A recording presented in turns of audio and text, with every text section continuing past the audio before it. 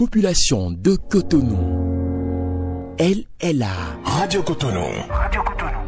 Votre radio est là. Restez désormais câblés sur la 94.3. Radio Cotonou, la voix des Cotonois.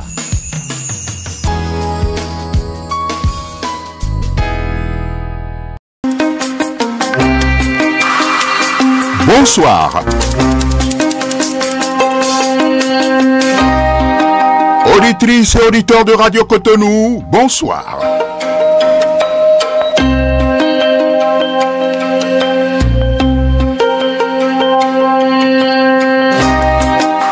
Il est une logique scientifique qu'en médecine moderne, la maîtrise de la plupart des pathologies qui nous dérangent nécessite des examens médicaux pour diagnostiquer le mal et détecter sa cause en vue d'un traitement efficace. Au nombre des disciplines médicales régulièrement fréquentées se trouve en bonne place l'hépatogastro-entérologie, où se concentre une multitude d'organes vitaux de l'être humain tels le foie, la rate, l'estomac, les intestins et leur senior, le côlon. Vous avez entendu, le côlon, dont le rôle irremplaçable oblige parfois le gastro-entérologue à demander une coloscopie pour le pénétrer. Le côlon, cela s'entend, et filmer ce qui s'y passe. Mais comment ça se gère? Pour nous éclairer, recevons ce soir un éminent hépatogastro-entérologue béninois, jeune, humble et talentueux, Dr Benoît Kouakanou. Si le nom vous dit, il nous vient directement de l'Ouémé, du centre hospitalier départemental CHD Ouémé. Vous l'entendrez d'ailleurs dans un instant, et puis, nos auditeurs vont exprimer leurs préoccupations. Merci de votre très sympathique attention.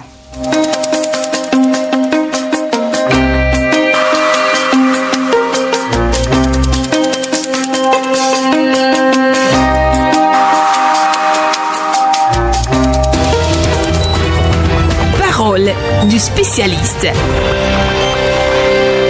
Parole du spécialiste. Parole du spécialiste, bien entendu. Eh bien, le spécialiste que j'ai en face de moi, presque à ma droite. Bonsoir, docteur Kouakanou. Bonsoir, monsieur le journaliste. Eh bien, bienvenue dans notre studio à Radio Cotonou. Merci pour l'invitation. Voilà.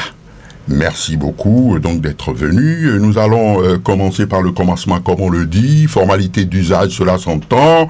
Alors, est-ce que déjà, docteur Kouakanou peut mieux se présenter à travers, bien entendu, son identité, à travers son parcours, voyez-vous, et puis à travers ses expériences professionnelles, et vous nous direz également, vous direz aux auditeurs, bien entendu, où avez-vous bourlingué, comme on le dit, où est-ce que vous prestez, etc., etc. C'est à vous, docteur. Merci beaucoup, monsieur le journaliste. Je suis à l'état civil Benoît Kouakanou. Je suis médecin diplômé d'État, issu de la faculté de médecine de Cotonou, où j'ai fait la médecine générale. Et puis après, j'ai pris le vol pour Marrakech pour la spécialité de l'hépatogastro-entérologie, d'où je suis sorti spécialiste en hépatogastro-entérologie en 2023. Donc, je suis depuis ce temps au pays, au Bénin, précisément dans le département de l'Ouémé, où je suis beaucoup plus fréquent à la clinique centrale de l'Ouémé, Clinico, qui est située à Vacon. Je preste de temps en temps également au CHD. de Louémé Plateau. Très bien, très bien. Alors donc votre parcours, c'est un peu ça. Je crois qu'après vos diplômes, vous avez fait des stages un peu partout. Et maintenant, expérience pour expérience, vous avez parlé du CHD où vous êtes. Et je sais que vous êtes aussi dans une jeune clinique, je crois, qui n'aurait que 2 ans ou un peu plus de 2 ans de vie, je crois. Vous confirmerez tout à l'heure. Et ça s'appelle Clinico. Ça veut dire quoi?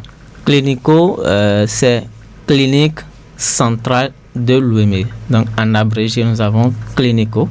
C'est vrai que c'est une jeune clinique parce que ça a commencé ses activités en mars 2023. Ah oui, absolument. Oui. Alors, quand vous dites jeune comme vous, c'est-à-dire clinique jeune comme vous-même, mais je ne pense pas tellement que pour ce que moi j'avais eu l'occasion de voir, parce que pour aller vous démarcher sur les conseils d'un gastro au CNHU à Cotonou ici qui était empêché, puisque sinon c'était lui que je devrais inviter pour les auditeurs ici. Il s'agit du colonel Rodolphe Villon, un hépato-gastro-entérologue de poids. Vous ne me démentirez pas de toutes les façons. Absolument pas. C'est un aîné que je respecte. Voilà. Alors donc quand il vous a doigté et que j'ai été à Misrété, voilà, il faut le dire, pour vous démarcher, j'ai vu votre clinique là, parce que vous savez, la radio c'est ça. L'information, c'est ça. Il faut aller toucher du doigt. Et moi, j'ai été touché du doigt là-bas. Voyez-vous, pour voir, mais il semble que vous avez du matériel de pointe là. Parce qu'on n'a pas idée que vous n'avez que 2 ans et autres, je ne sais pas. Vous avez du matériel de pointe, vous avez une organisation formidable là. Pour ce que j'ai vu là, je ne dis que ce que j'ai vu. Alors, comment vous avez fait là? Oui, la médecine aujourd'hui demande beaucoup de moyens, demande des investissements. Et puisque notre matériel de travail, c'est l'être humain, il faudrait que nous soyons précis dans ce que nous voulons faire et dans ce que nous allons dire aux patients. Donc, il faut des matériels adaptés pour pouvoir dire aux patients, voilà, vous avez telle chose et il faut telle chose pour que vous vous sentez à l'aise dans votre peau. Très bien. Alors, la coloscopie, c'est la thématique aujourd'hui. La coloscopie, qu'est-ce à dire? C'est donc, voyez-vous, la thématique de ce mardi. Alors, qu'est-ce à dire? La coloscopie, comme son nom, comme c'est déjà écrit, dans coloscopie, nous allons entendre colon. C'est ça. La scopie qui veut dire la caméra, la vision. Donc la coloscopie, c'est cet examen qui nous permet d'aller regarder le gros intestin en passant, en quittant l'anus et parcourir les divers segments du gros intestin pour aller jusqu'à son commencement, c'est-à-dire le cœcum. Le gros intestin commence au niveau du cœcum et si possible, si l'occasion le permet, on peut regarder la dernière partie de l'intestin grêle qui vient s'aboucher dans le gros intestin au niveau du cœcum. Donc c'est ça on va appeler la coloscopie. C'est ça. Cet examen se fait avec une caméra qui est au bout d'un tuyau et c'est ce tuyau-là qui est connecté à un autre appareil, un autre dispositif qui permet d'amplifier l'information ou les images de ce que nous allons voir à l'intérieur du gros intestin. Très bien, très bien. Donc, en quelque sorte, c'est ça la coloscopie. Oui. Alors, donc, si je comprends bien, puisque, bon, je voudrais toucher un peu du doigt la pratique, vous entrez dans le ventre du patient, c'est ça? Le ventre, c'est beaucoup plus dit. C'est une façon de parler. Oui, nous dans entrons le côlon. Dans le gros intestin. Voilà. Oui, dans c'est le ce que je voulais dire quand je dis ventre. Oui, c'est ça. Voilà. Vous entrez dans le côlon. Oui, exactement. Du patient. Tout à fait. C'est ça. Oui. Et vous avez commencé à le dire là, parce qu'avec un tuyau, et puis il y a une caméra au bout, et tout, souvent les patients doivent avoir peur, hein, parce que... Non, bon, c'est un examen comme un prélèvement de sang, mais seulement ici, à la différence que nous allons passer la caméra, c'est-à-dire ce tuyau-là, à travers l'anus pour aller regarder. Ce que la personne va sentir, c'est qu'il y a quelque chose qui bouge à l'intérieur de son ventre. Il va sentir quand même quelque chose s'il n'est pas fait sous anesthésie. Mais il faut rappeler que dans le gros intestin, nous avons des caca, nous avons des selles. Donc, il y a des dispositions préalables qui doivent être prises avant que cet examen ne soit fait. Sinon, quand on introduit la caméra, que le côlon est rempli de sel, notre caméra va être embouée. Ça va être caché et ça ne pourra plus faire son travail. Voilà. Donc, un préalable oblige le patient, ou bien nous oblige à faire vider le gros intestin de son contenu. Voilà, on va y arriver. Je savais que, dans le cours on va voir un peu la préparation, parce que je sais qu'il y a une étape qu'on appelle la préparation, vous allez nous en parler tout à l'heure. Mais avant cela, je voudrais me permettre de dire, quelle peut être la motivation du médecin prescripteur? Qu'est-ce qui peut le motiver à demander une coloscopie? Si le monsieur dit qu'il a des problèmes au ventre et tout, est-ce qu'on est obligé de faire ça, de faire une coloscopie? Oui, tout dépend de ce que le médecin a constaté chez son patient. C'est ça. Premièrement, il y a ceux-là que nous appelons des patients à risque, qu'il faut à tout prix qu'ils aient une coloscopie à partir de 45 ans. C'est ça. C'est-à-dire ceux-là qui ont dans leur famille un parent ou un proche qui a fait un cancer du gros intestin, par exemple, ou quelqu'un ou que lui-même avait eu à faire de coloscopie une fois et on lui avait trouvé des lésions telles que de polypes ou autre chose. Donc il va falloir reprendre de coloscopie plus tard pour voir comment est-ce que ça a évolué. Ou bien il y a également des gens qui ont ce qu'on appelle une maladie inflammatoire de l'intestin, où c'est quelque chose qui se passe au niveau du gros intestin, où on a l'impression que les cellules ou bien le tissu est en train de s'effriter. Voilà, ça peut s'exprimer par des selles avec beaucoup de sang, avec des maux de ventre et autres. Donc chez ces personnes, il faut à tout prix avoir de coloscopie. Lorsque le médecin est devant ces gens de personnes, il va lui demander une coloscopie pour faire l'état des lieux. C'est ça. Deuxième situation qui pourrait amener un médecin à demander une coloscopie, c'est chez quelqu'un qui a des symptômes, c'est-à-dire il se plaint de quelque chose en rapport avec son gros intestin. Je prends quelqu'un qui chie du sang, par exemple. Il va à la selle, il y a du sang qui sort. Ou bien, il fait des selles noires comme le goudron, très nauséabond. Ça veut dire qu'il saigne quelque part au niveau de son tube digestif. C'est ça. Donc, après un premier examen, on peut amener à faire une coloscopie pour voir l'origine du saignement, par exemple. Et il y a également des personnes qui vont venir, soit parce que ils allaient régulièrement à la selle, et puis depuis quelques mois, les selles sont devenues rares, ils n'y vont plus. C'est-à-dire, ils ont commencé par développer une constipation, ou que c'est quelqu'un qui fait des diarrhées, une diarrhée qui ne cesse pas depuis plusieurs mois, depuis plus de 6 mois, ou bien ça vient, ça s'estompe, quelques mois après, ça revient. C'est ça. Ou que c'est quelqu'un qui fait quelques jours sans aller à la selle, après c'est des débâcles de diarrhée qui s'en suivent. Voilà, donc lorsque le médecin est devant ce genre de patient, il doit lui demander une coloscopie pour voir qu'est-ce qui se passe dans son intestin, par exemple. Et puis, troisième situation où on peut aller demander une coloscopie, c'est quelqu'un qui avait déjà une coloscopie, par exemple, et on lui a trouvé un polype. Un polype, c'est une excroissance de tissu au niveau du gros intestin et que si on n'enlève pas, ça peut évoluer vers quelque chose de méchant. C'est ça. Donc, le médecin alors, nous allons faire cette coloscopie et procéder à un traitement. Donc, ça devient dans ce cas une coloscopie abus thérapeutique ou bien abus préventif pour pouvoir aller réséquer ou enlever ce polype qui était là. C'est ça. Et puis, autre situation, c'est dans les cas de dépistage, par exemple. Vous savez, dans les pays développés ou qui se respectent, à partir d'un certain âge, de 45 à 50 ans, vous êtes appelé à faire ce qu'on appelle ce dépistage qui va permettre de rechercher un saignement occulte dans les selles. Et lorsque ce test devient positif, vous êtes obligé, vous êtes amené à passer la coloscopie pour aller rechercher d'où est-ce qu'est venu ce saignement qui a été constaté. C'est ça.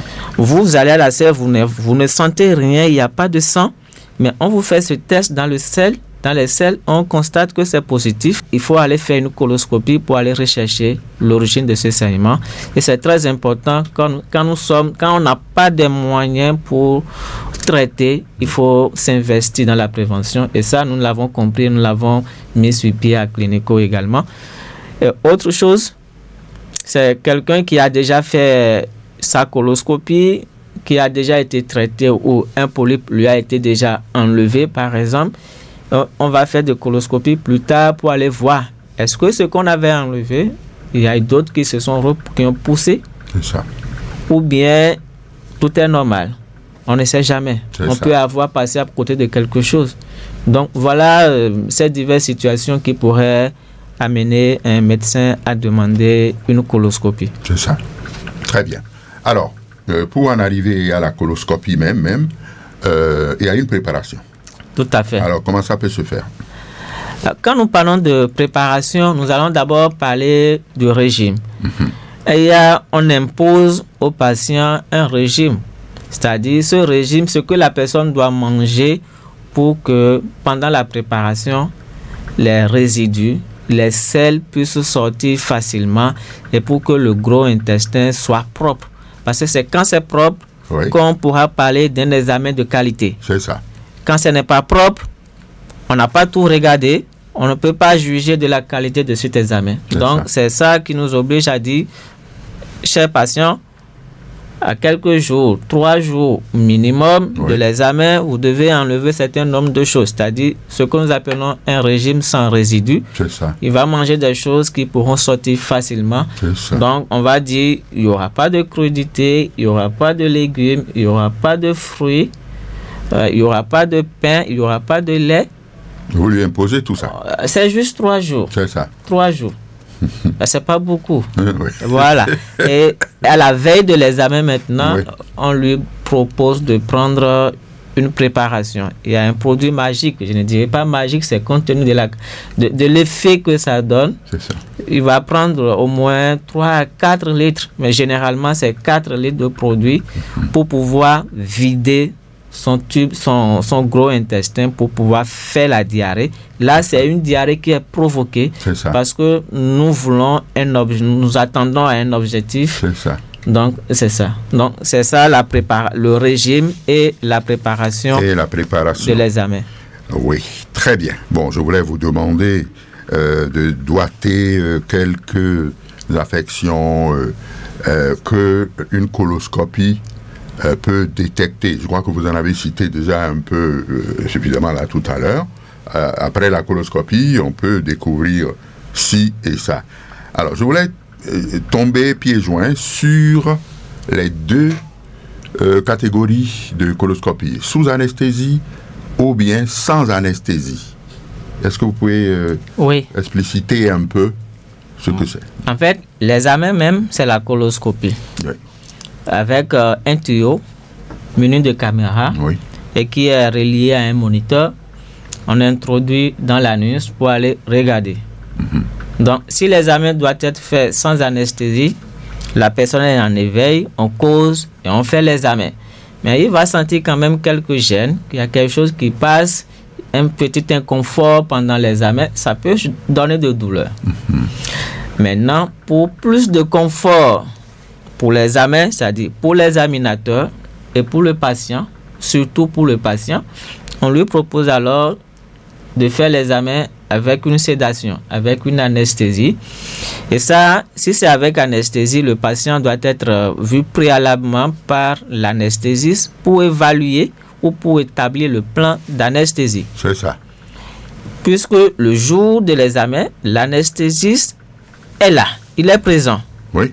Pour pouvoir endormir le patient, pour que l'examen puisse se faire. Et juste après l'examen, le patient, il est réveillé. Il est en éveil, il cause. Mais la contrainte ici, c'est que Dans les 24 heures qui suivent cette anesthésie, on dit au patient de ne pas prendre de volant, de ne pas faire des activités qui vont l'amener à trop se concentrer et autres. Voilà, c'est juste la seule contrainte qu'il y a. Sinon, les deux, que ce soit avec anesthésie ou sans anesthésie, nous conduit au même résultat, seulement que l'un offre plus de confort pour le patient. C'est cela. Je ne veux pas parler des risques plausible, comme on le dit, plausible en cas d'anesthésie, parce que ça peut arriver, peut-être pas sous nos cieux, peut-être ailleurs où l'anesthésiste, s'il n'est pas très compétent, vous voyez un peu ce que je dis, il peut faire des erreurs d'anesthésie. Alors, vous pouvez me dire un mot là? Oui, comme je vous l'ai dit tantôt, ce sont des spécialistes qui vont pratiquer l'art. Ça veut dire que c'est quelqu'un qui a la maîtrise de ce qu'il fait. Donc, cela veut dire quoi? C'est pour ça que nous insistons sur la visite pré-anesthésique avant l'examen. Parce que si quelque chose doit se passer, c'est déjà au cours de cette visite que l'anesthésiste prend les dispositions nécessaires. C'est ça. Voilà, il prend les dispositions nécessaires pour voir est-ce que ce patient, on peut l'endormir avec tel produit, est-ce qu'on peut l'endormir avec tel autre, est-ce qu'il y a un risque à lui faire l'anesthésie.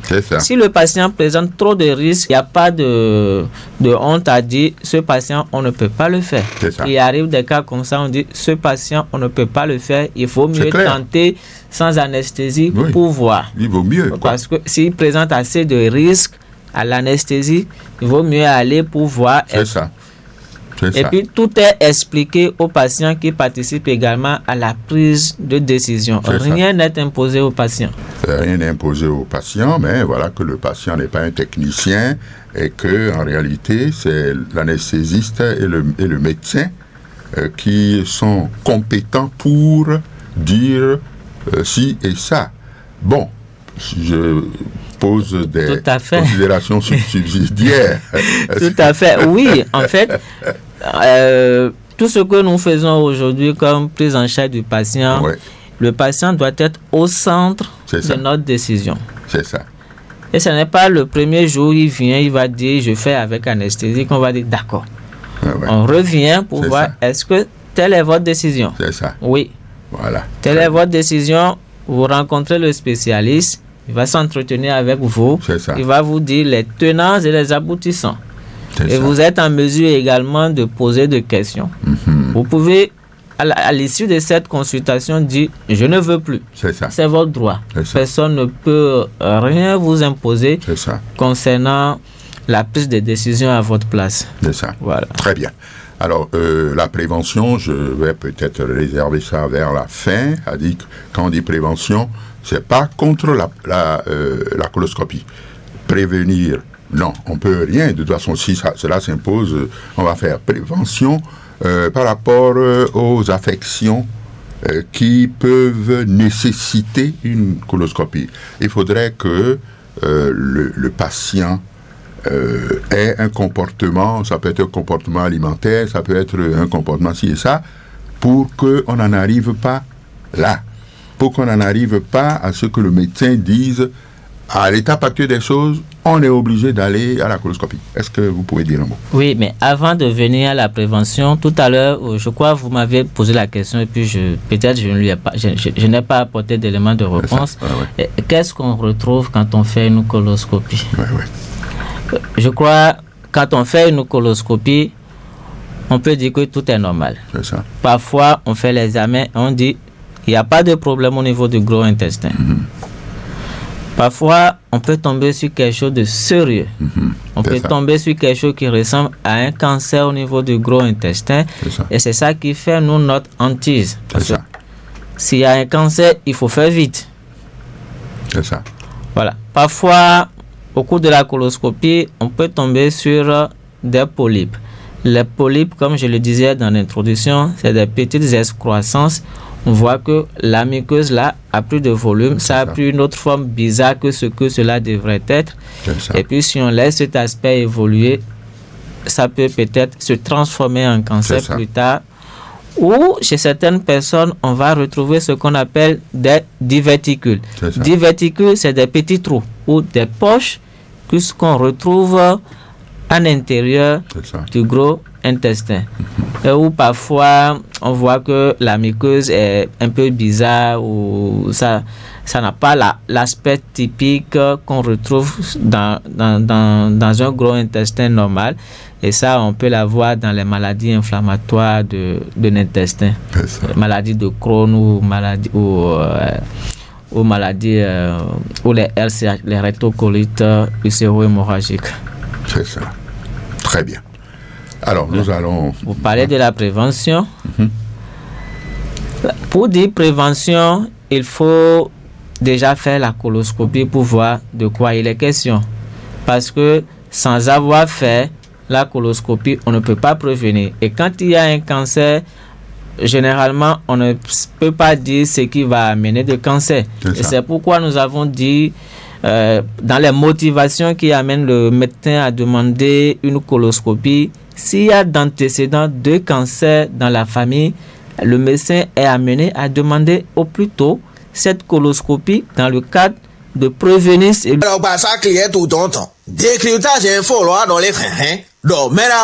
Là, pour voir est-ce que lui aussi, puisqu'il a eu un parent proche qui a fait de cancer du gros intestin, est-ce que la même chose n'a pas encore commencé chez lui? C'est ça. Si ça a commencé, on prendra les dispositions nécessaires pour arrêter son évolution. C'est ça. Prévention également, c'est quand on fait de coloscopie et qu'on tombe sur des polypes. La prévention nous amène à aller réséquer, à aller enlever ces polypes-là pour que ça ne se dégénère pas. Alors, nous allons donner la parole aux auditeurs pour poser quelques préoccupations auxquelles vous allez répondre. Top, c'est parti.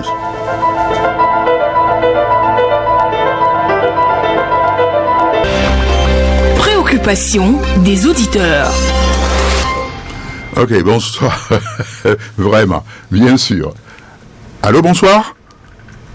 Ah bon, il n'y a pas encore un auditeur. Ok, donc préoccupation des auditeurs. Ils vont donc commencer. Ok, il y en a un premier. Allô, bonsoir. Oui, monsieur Béra, bonsoir. Oui, bonsoir, comment ça va? Ça va très bien. Ok. Oui, je suis Herman Metton. Oui, Herman Metton. Oui, j'ai quelques préoccupations. Oui. Je voudrais saluer votre invité. Oui. Et demander quelles sont les personnes qui sont prédisposées à cette... je ne sais pas si on a fait une analyse ou bien en tout cas à la coloscopie. Il y a des personnes qui sont prédisposées à ça. C'est ça. Maintenant, vous avez parlé d'anesthésie. Oui, on a un corps différent.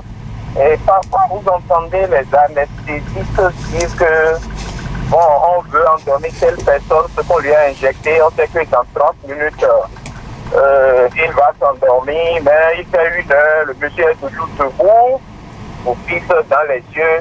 Lorsque l'anesthésiste fait mal le diagnostic à ce niveau, est-ce qu'il y a possibilité pour ceux-là qui font la coloscopie de réparer le tir et de ne pas aggraver la situation? Et enfin, pour terminer, lorsque cette analyse vous est prescrite, est-ce que ça coûte les yeux de la tête? C'était Herman Metton, je vous souhaite une agréable soirée. Ok, très bien.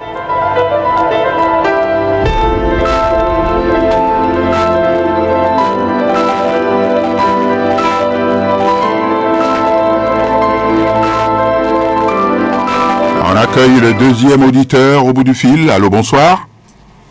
Oui, bonsoir. Oui. Oui, je vous écoute. Monsieur Dieudonné. Pardon? Je suis monsieur Dieudonné Roumain. Oui, Dieudonné Roumain, voilà. Oui. Ok, je salue le docteur. Oui. Et je vous remercie, surtout monsieur Bernard, je vous remercie beaucoup pour ce que vous faites pour nous. C'est ça, merci. Et je voudrais bien demander au docteur s'il y a une différence entre la coloscopie et la fibroscopie. Voilà. Il a noté. Il a noté, il va vous répondre, oui. Ok. Et quand vous faites l'examen, et on vous dit que c'est causé par exemple par une bactérie, Helicobacter, je pense, hein. Oui. Je voudrais lui demander un peu dans ce sens, quand vous suivez le traitement, il faut, qu'est-ce qui est indiqué après le traitement? Est-ce qu'on est tenu de repartir encore à l'examen de la coloscopie pour se rassurer de son état? Voilà un peu ma position. C'est ça. Très bien. Ok, merci beaucoup. Bonne soirée.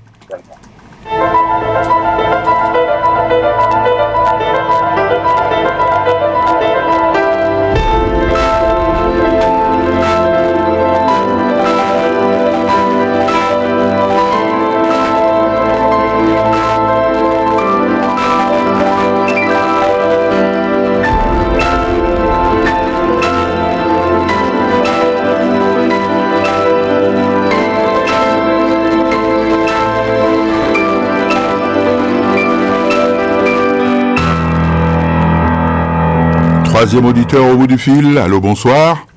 Bonsoir, merci, c'est Papa Yafa. Ah, Papa Yafa. Oh oui, ok. Et je vous félicite toujours, hein. Vous essayez toujours de chercher, de trouver, d'amener des gens qui nous informent. C'est ça. C'est très bien. Merci. Merci beaucoup. Je salue tout le monde. Je salue tout le monde. C'est intéressant, hein, tout ce que les Blancs nous apportent. C'est intéressant. Oui, oui. Mais vraiment, moi, je me dis toujours quelque chose, quoi. Est-ce que lui est parti chez les Africains, d'accord, apprendre tout ça là. Mais est-ce qu'il n'y a pas autre possibilité, quoi? Est-ce qu'on ne peut pas chercher autrement les choses? Bon, chez nous, on dit il y a des enfants qui voient dans le ventre de leur papa, de leur maman, tout ça là. Est-ce qu'il a eu cette information-là? Merci. Ah bon? Ah oui.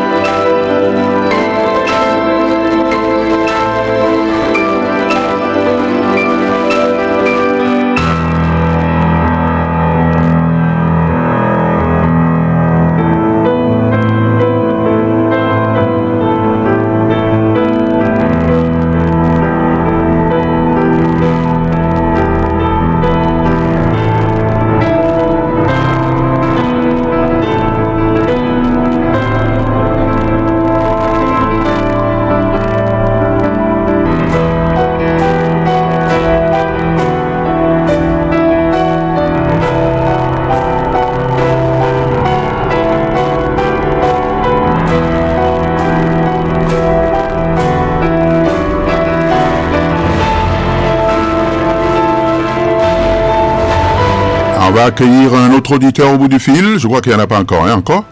Voilà. Peut-être que la thématique n'est pas encore bien connue du public. Ben, je crois que ça va venir. Ah ouais, parce que c'est une question de santé. Absolument. Et je crois qu'on doit connaître un peu toutes ces informations relatives à la santé. Et là, ça permet de prendre des dispositions préalables pour ne pas y arriver. Ben, je crois qu'ils ne sont pas encore inspirés, nos auditeurs. Ben, je crois que on va peut-être commencer à répondre aux trois premières interventions. Docteur, c'est à vous. Merci beaucoup. Je remercie les auditeurs qui se sont intervenus. Alors, la première question, qui sont les personnes prédisposées à faire une coloscopie? Je rappelle que la coloscopie, c'est un examen.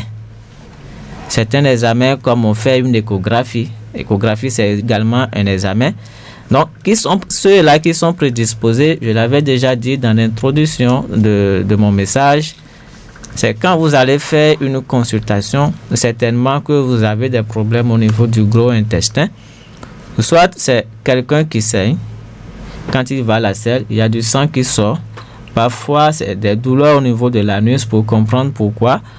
Ou c'est quelqu'un qui fait la diarrhée à répétition ou qu'il n'arrive pas à aller à la selle, ou c'est parfois les deux.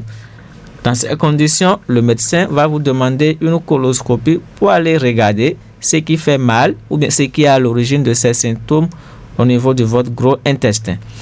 Deuxièmement, j'ai dit, il y a des personnes à risque, c'est-à-dire ces personnes-là, si on ne fait rien au-delà de 45 ans, ils peuvent développer un cancer du rectum ou bien du gros intestin de façon générale. Et qui sont ces personnes? C'est des personnes qui ont dans leur famille quelqu'un ou un proche qui a eu à faire un cancer de gros intestin. Donc, il faut aller voir si ceux-là, chez eux, si le processus n'a pas commencé par se mettre en place et arrêter son évolution.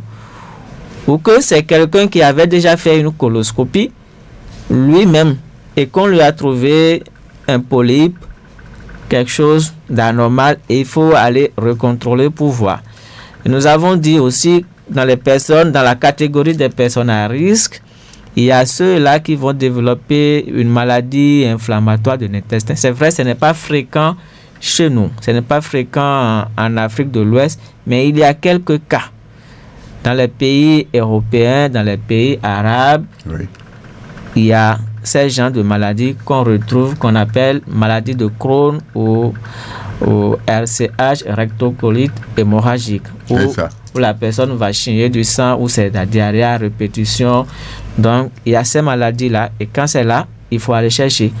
Ou parfois, dans la famille, on constate que quelqu'un a fait une coloscopie, et dans son intestin, dans son gros intestin, il a plusieurs polypes de diverses tailles, donc ce qu'on va appeler une polypose chez lui. Il faut voir si dans la famille d'autres personnes n'en ont pas. Donc voilà ces catégories de personnes, on va faire de coloscopie chez eux, chez elles du moins. C'est ça. Ou bien nous avons dit dans le cas de dépistage, lorsque nous avons 45 ans, oui, il faut qu'on puisse faire ce qu'on appelle ce test dans les selles qui permet de voir est-ce que vous ne présentez pas de saignement occulte. Vous faites les selles, vous constatez que c'est d'aspect normal, mais quand vous faites ce test-là, ce test peut revenir positif. Si le test revient positif, ça veut dire qu'il y a de petits saignements à l'intérieur du tube digestif. Donc, il faut aller faire une coloscopie pour voir. On peut par là tomber sur un polype, tomber sur un cancer, parce que c'est notre hantise, le cancer du gros intestin. Si c'est dépisté tôt, le traitement est curable. Si ça n'a pas encore fait de métastase, c'est-à-dire si ça n'a pas encore envahi d'autres organes, c'est plus simple à prendre en charge. Okay.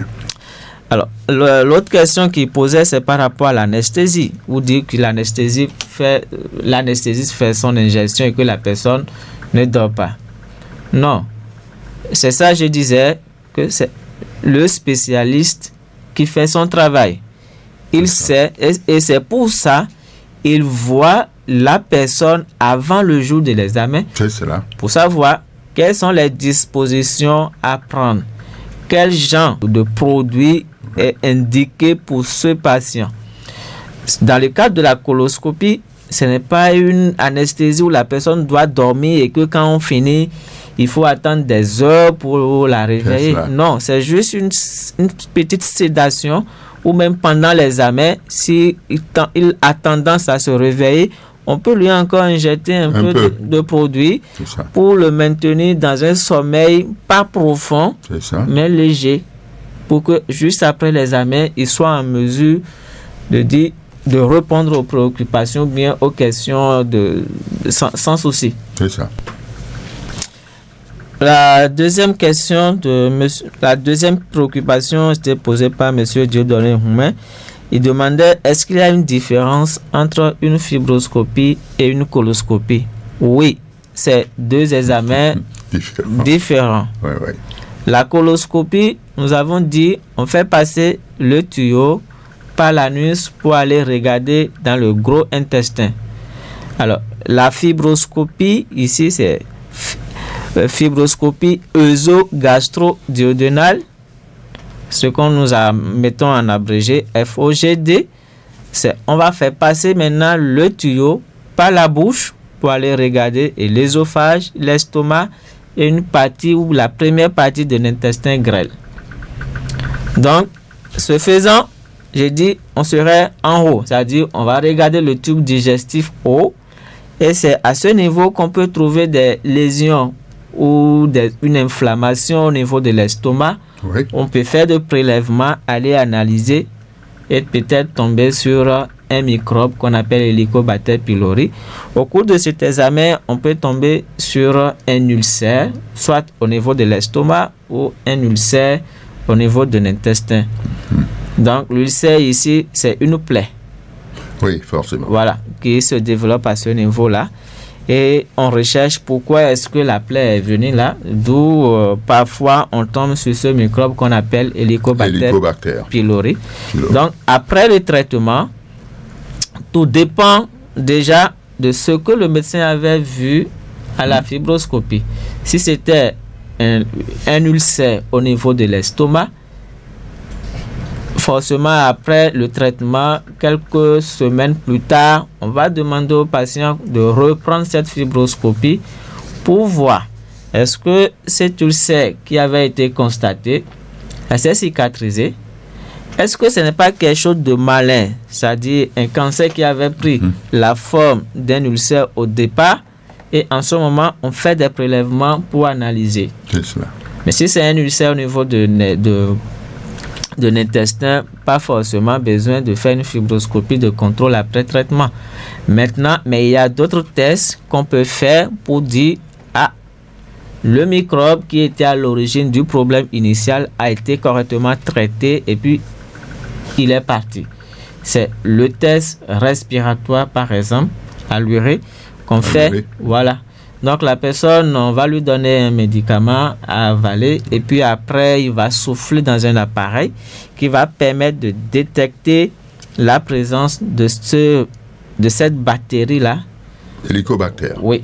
Voilà. Donc, c'est une méthode très simple et non invasive pour aller voir est-ce que le microbe, il est parti ou non.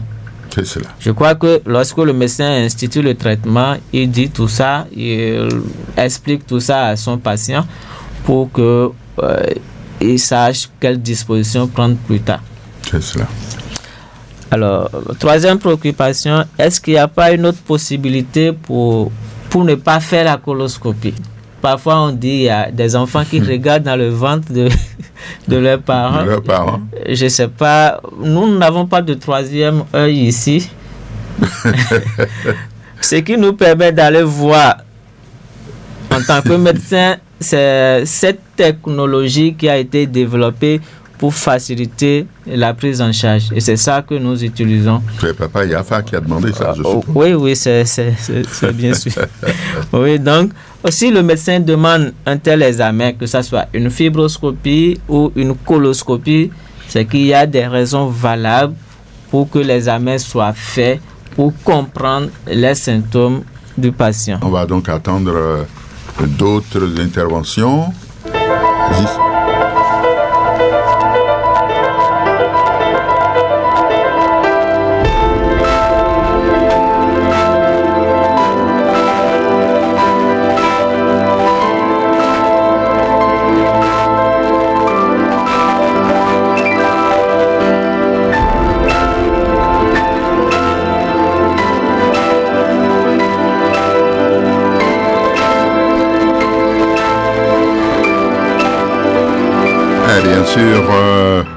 Pour les auditeurs qui auraient oublié leur leur numéro d'appel. Eh bien, pour les femmes, c'est le 01 68 87 67 00. Je répète, 01 68 87 67 00. Alors que pour les hommes, 01 50 52 52 73 chez les hommes. Le 50 52 52 73 chez les hommes.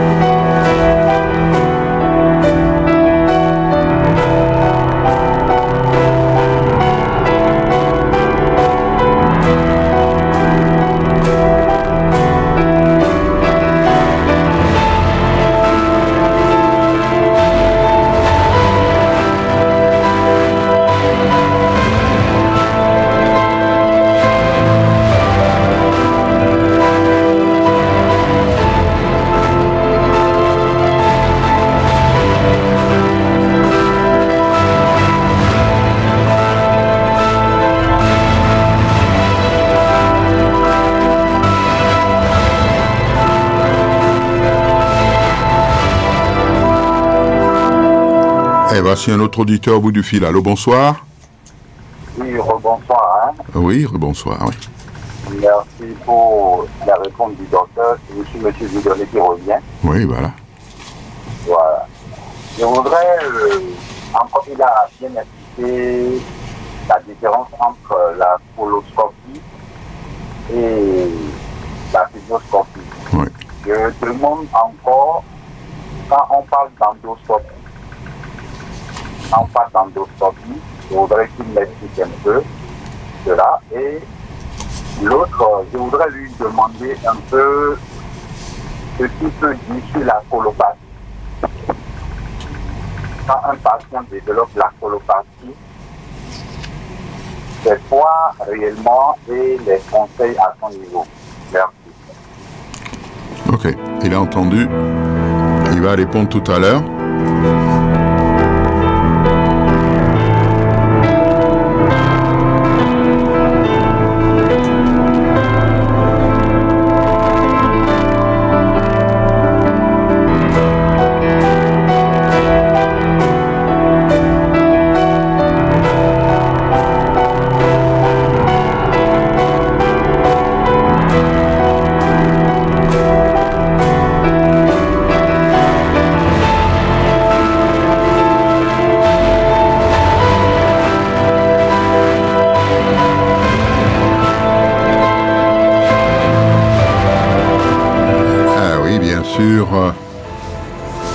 Les auditeurs se font attendre. Je crois que, voilà, il y en a un qui se signale déjà. Allô? Oui, c'est juste Papa Yafa qui revient le dire. Ah, d'accord. Ok. Qui revient le dire, merci. Et qu'on ne connaît pas, c'est très bien. C'est ça. Très bien, Papa Yafa.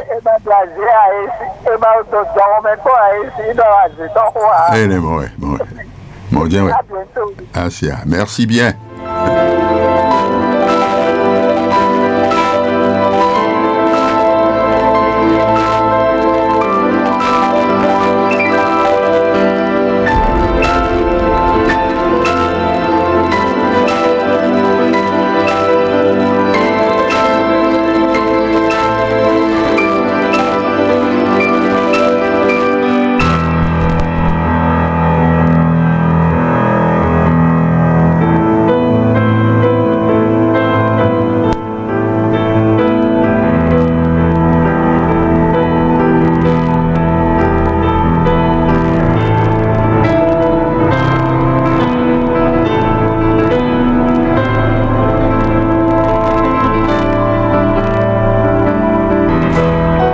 Ceux qui sont intervenus, je crois que vous avez une réponse pour M. Houmé. Oui, oui, M. Houmé voudrait savoir c'est quoi alors une endoscopie. Mais quand on dit endoscopie, forcément, il y a quelque chose il y a un petit qualificatif qui accompagne. Donc, soit on va parler d'endoscopie digestive haute. C'est ça. Pour parler également de la fibroscopie ésogastro-duodénale, FOGD, qu'on passe par la bouche pour aller regarder l'œsophage et l'estomac. Alors, quand on dit endoscopie digestive basse, ça veut dire par le bas, par l'anus. Ça nous fait penser à la coloscopie ou à l'anorectosigmoïdoscopie qui ne regarde qu'une partie du gros intestin. Nous n'en avons pas fait cas parce que la coloscopie permet de regarder tout le gros intestin. Maintenant, quand on dit endoscopie... Il y a un auditeur qui va peut-être nous rattraper là. Allô? Allô, Faux René. Oui, bonsoir madame. Bonsoir, c'est Mené Maouna. Ah, c'est ça. Saluez-moi le docteur. Ah, je crois qu'il a entendu. J'ai une préoccupation là et j'ai ma petite fille là. La dernière fois, elle avait le ventre qui la piquait comme si c'est une infection. Après, par la suite, elle a eu les maux de ventre. Mais quand on lui a donné des calmants là, ça a cessé. Comme le docteur a parlé tout à l'heure qu'il ne faudrait pas qu'on croie que c'est l'ulcère alors que c'est cancer. C'est ça qui m'a effrayé. J'ai dit, bon, je vais lui demander pourquoi ça peut... Elle avait eu les picotements dans un premier temps. C'est ça. Elle a dit, infection. Donc, après, on me voit ouli.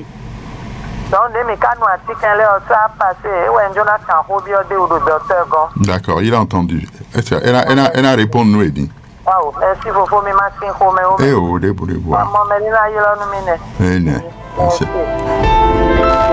Docteur, vous pouvez continuer. Ok, donc quand on dit endoscopie, ça veut dire beaucoup de choses, puisque l'endoscopie, c'est la sonde, disons le tuyau qu'on utilise là, qui est appelé endoscope. Alors que l'ORL peut également faire une endoscopie. C'est ça. Pour aller regarder. Chez l'ORL, on va parler d'endoscopie naso. C'est ça. Oui. Alors, on va peut-être recevoir le dernier auditeur. Oui, parce que le temps est en train de filer là maintenant. C'est fini, pratiquement. Allô, bonsoir. Bonsoir, le grand René. Oui, ça va. Comment tu vas? Oui, ça va. Répondons à Jolie Ruffin, derrière l'église Sacré-Cœur. Ah, c'est bon. Bien. Ok, bon, ma préoccupation est quoi? C'est-à-dire, si on ne va pas à la tête pendant 3 jours, qu'est-ce que ça donne tout ça là? C'est ça. Bon, il va déjà prendre ça et répondre à votre préoccupation, puisque le temps est parti complètement là. Bon, donc, merci beaucoup d'avoir appelé, Ruffin. Oui, bonne nuit. Bonne nuit à toi, mon cher. Docteur, je crois que... Oui, et donc, voilà, pour résumer, quand on dit endoscopie, ça veut dire on fait allusion à un endoscope, au matériel qu'on utilise pour aller faire l'examen, puisque chez l'ORL, il peut faire également une endoscopie. Oui. Donc, il va passer par les narines pour aller regarder au niveau de la gorge et autres. L'urologue également peut faire une endoscopie, par exemple. Donc, c'est pourquoi chez les gastro, quand il parle d'endoscopie, il précise digestive. Pour dire que c'est pour les voies digestives, et il va préciser si c'est par voie haute, par la bouche, si c'est par voie basse, par l'anus. C'est cela.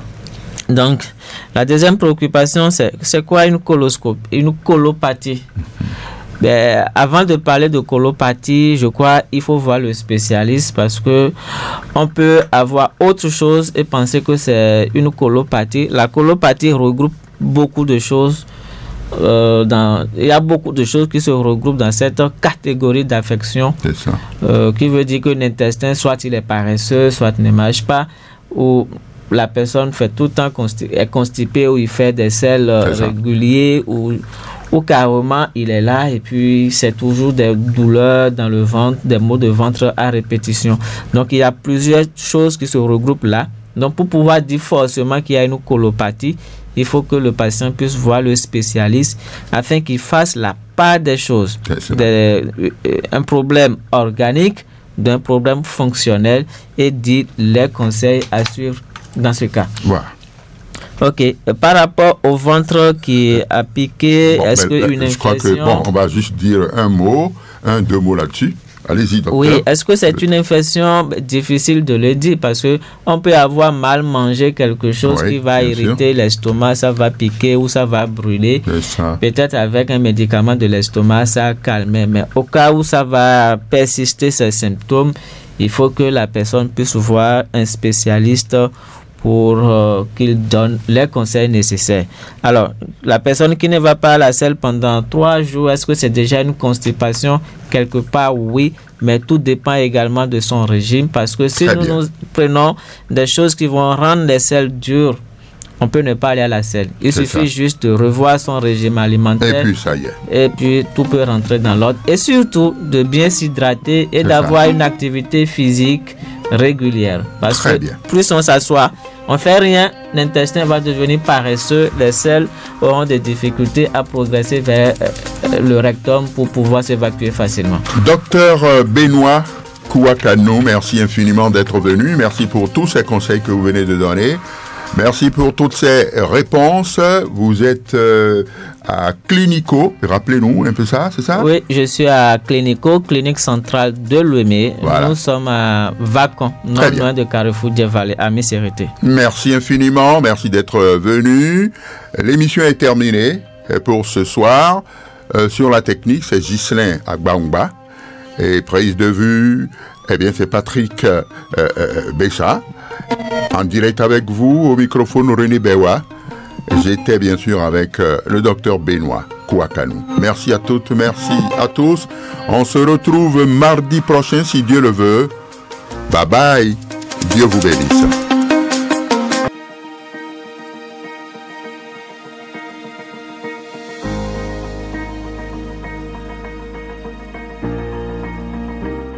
Population de Cotonou. Elle est là. Radio Cotonou. Votre radio est là. Restez désormais câblés sur la 94.3. Radio Cotonou, la voix des Cotonois.